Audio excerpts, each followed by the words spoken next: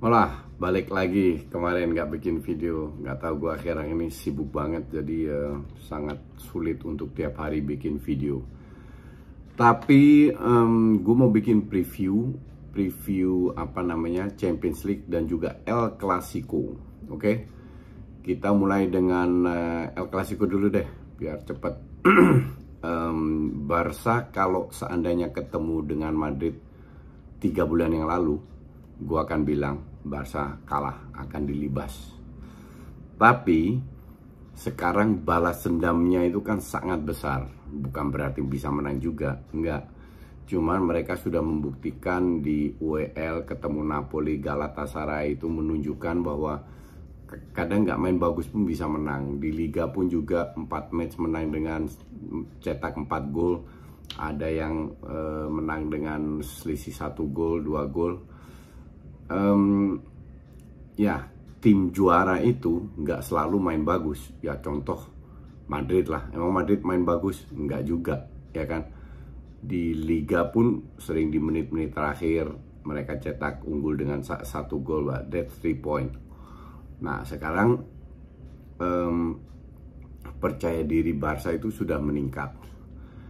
Kalau Madrid benar tampil tanpa Benzema, ini adalah sebuah plus point yang luar biasa untuk Barca. Tapi kita juga lihat Barca ini nggak 90 menit selalu konsisten. Seringkali di babak pertama jelek, di babak kedua jelek. Gue harap sih Dembele jadi starter ya. Dembele starter. Terus di kiri itu Xavi main dan siapa namanya Aubameyang. Kalau enggak bisa juga Xavi dicadangin, Memphis main di babak pertama. Gue melihat Barca punya peluang ya. Orang mau main di Madrid, mau dimain di manapun, kalau lagi bagus saja. Dan Barca pun sering menang di Bernabeu. Jadi untuk gue this case gue bilang 50-50 dalam arti definitely Barca juga punya peluang untuk bisa meraih poin, entah itu seri, entah itu menang atau kalah. Tapi kalau seandainya Madrid yang menang, ya case close. Kalau Barca menang, at least poinnya itu turun ke 12 poin. Asumsi Madrid lawan siapapun kalah lagi jadi 9 poin. Nah jadi seru nih, jadi seru karena kita tahu apa namanya, gue nggak tahu berapa lama Benzema nggak main ya. Tapi kita tahu bahwa justru ketemu tim-tim kecil ini Madrid sering kesulitan. Oke. Jadi ya kita lihat aja gimana, nikmati aja. Dan gue harap tidak ada tim yang parkir bis ngincer counter, tapi benar-benar berani menyerang. Untuk penonton netral juga akan lebih seru. Jadi untuk gue ini 50-50 match. Oke. Kita mulai dari Benfica Liverpool. Nah gue Champions League 4 match, 4 pertandingan di perempat final, dan gue sangat puas dengan drawingnya. Artinya 4 tim yang gue prediksi sebelum Champions League dimulai masih bisa masuk ke 4 besar, yaitu Munchen, Real Madrid, City, dan Liverpool. Oke. Tidak meremehkan Chelsea atau ATM, Villarreal, dan Benfica, tapi ini menurut gue, lu boleh beda pendapat, bebas. Dan feeling gue yang masuk di final atau final idaman gue itu City ketemu Munchen dan City yang juara. Tapi itu kan kita berandai-andai. Kita fokus dulu ke perempat final, Benfica ketemu Liverpool. Benfica ini lolos karena mengalahkan Ajax. Oke. 2 match gue nonton di Benfica maupun di Amsterdam. Di Benfica itu skor 2-2, dan itu asli harusnya Ajax menang. Beneran harusnya, begitu banyak peluang, dan terbukti karena mereka nggak bisa kill the game di Benfica. Di Amsterdam kesulitan, Benfica bermain bertahan. Mereka itu mungkin dapat 2 peluang, 3 peluang, nggak lebih dari itu. Nah Ajax mungkin 10 peluang.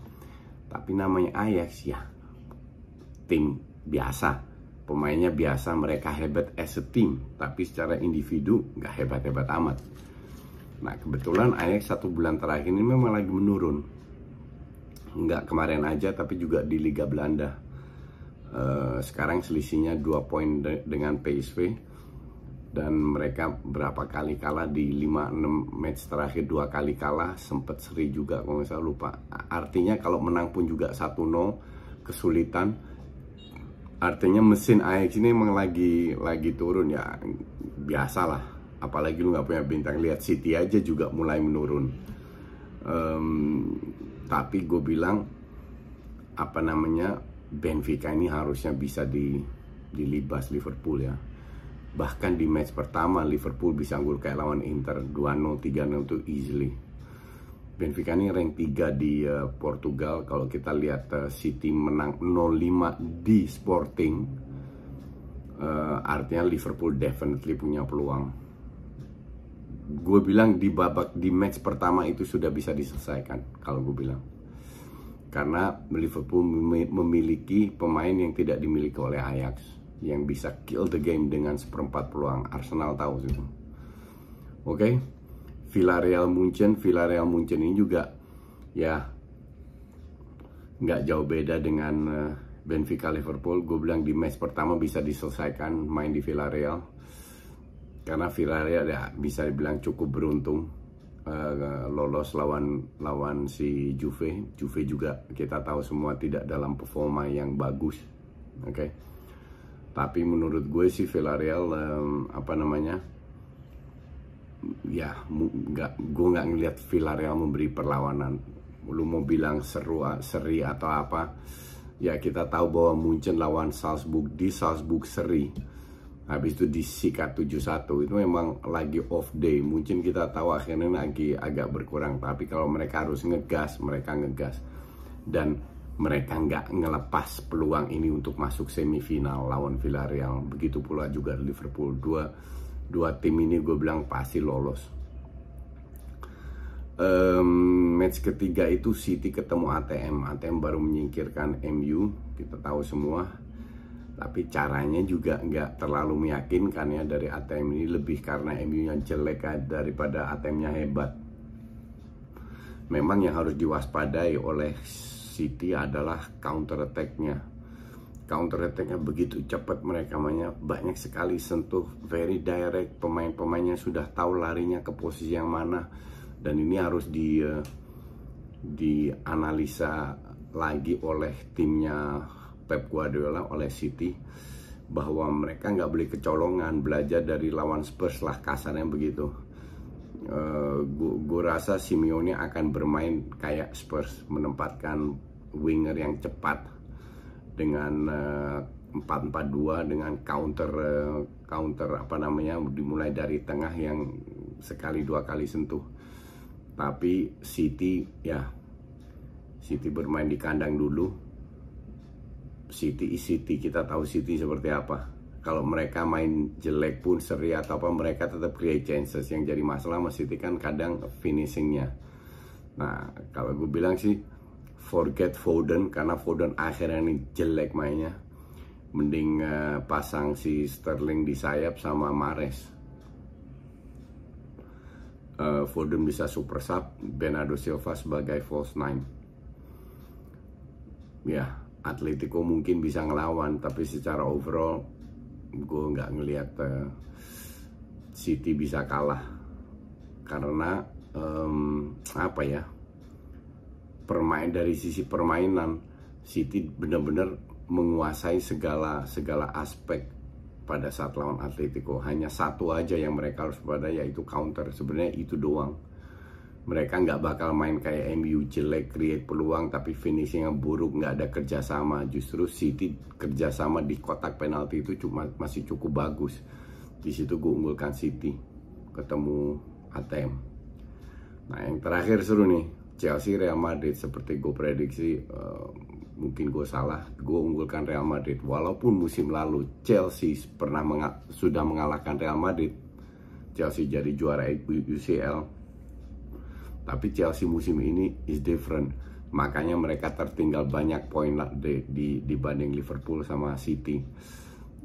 Chelsea sekarang karatan, dan gue yakin ini udah gue sering bahas di Twitter, bahwa 3-4-3-nya Chelsea itu nggak sedahsyat musim lalu. Musim lalu sistem baru, atmosfer baru, semua baru, jadi lebih dapat anginnya lah.